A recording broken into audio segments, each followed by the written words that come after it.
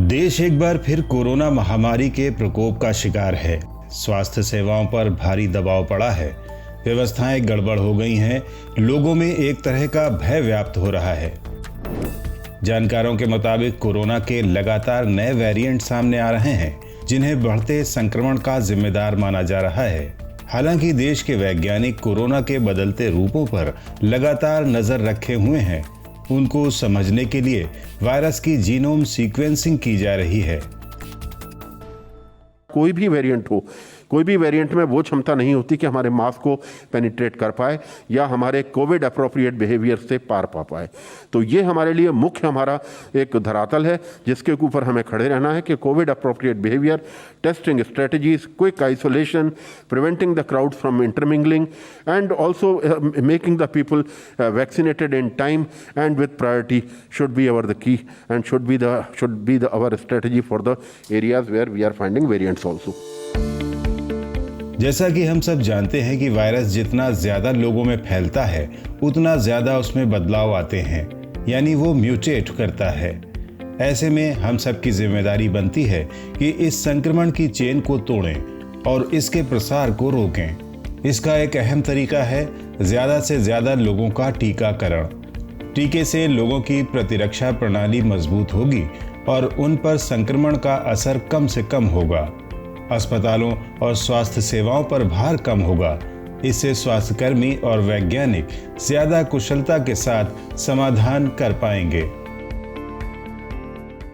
इससे पहले भी हमने कई बार चर्चा की है, कोविड के मैनेजमेंट में यह एक समग्र सरकार और संपूर्ण समाज द्वारा किया जाने वाला कार्य है और इसके लिए जरूरी है कि एक स्थाई पर हम संक्रमण के प्रसार को रोकें। वह हमारा मूल कारण है और इसको कंट्रोल जब तक हम नहीं कर पाएंगे तब तक स्वास्थ्य सेवा का वह बुनियादी ढांचा, यह जो आवश्यक लॉजिस्टिक्स चाहिए, उन पर हमेशा स्ट्रेस बना रहेगा। कोरोना चाहे जितने रूप बदल ले, वो कितने भी संक्रामक क्यों ना हो, हम बहुत आसान तरीके से उसके प्रभाव को खत्म कर सकते हैं। बस हमें उन दिशा निर्देशों का पालन करना है जो वैश्विक स्तर पर विषय विशेषज्ञों ने हमें बताए हैं।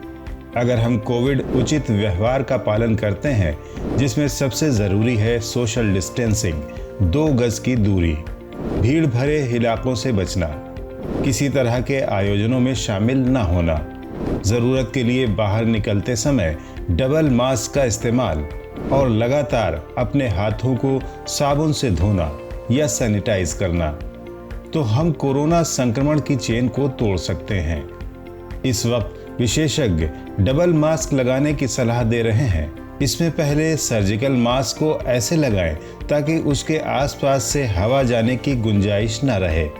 फिर इसके ऊपर कपड़े का मास्क लगाएं। अगर मास्क N95 है तो दोहरा मास्क लगाने की जरूरत नहीं। चेन ऑफ ट्रांसमिशन को रोकने में सबसे अधिक सपोर्ट हमारे लिए जरूरी है कि हम कोविड सेफ बिहेवियर, कोविड उचित व्यवहार का पालन करें। वह हमारे लिए इतना ज़रूरी है कि जैसे हम इससे पहले भी डिस्कस कर चुके हैं कि यह हमारे एक सोशल वैक्सीन के रूप में काम करेगा और जिसके अंतर्गत हम हमेशा रिक्वेस्ट करते हैं मास्क का उपयोग, 2 गज की दूरी और सैनिटाइजेशन कैसे किया जाए, hand as well as respiratory hygiene कैसे मैनेज किया जाए, मेंटेन किया जाए, उस पर काम करें।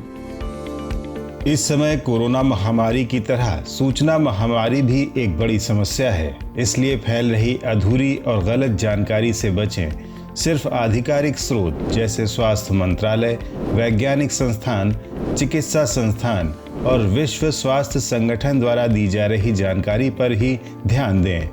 अगर हम सब अपनी अपनी जगह अपने कर्तव्यों का पालन करें तो अपनी और अपने परिवार के साथ साथ पूरे समाज को सुरक्षित रखने में अग्रणी पंक्ति में लड़ रहे कोरोना वॉरियर्स की मदद कर सकते हैं।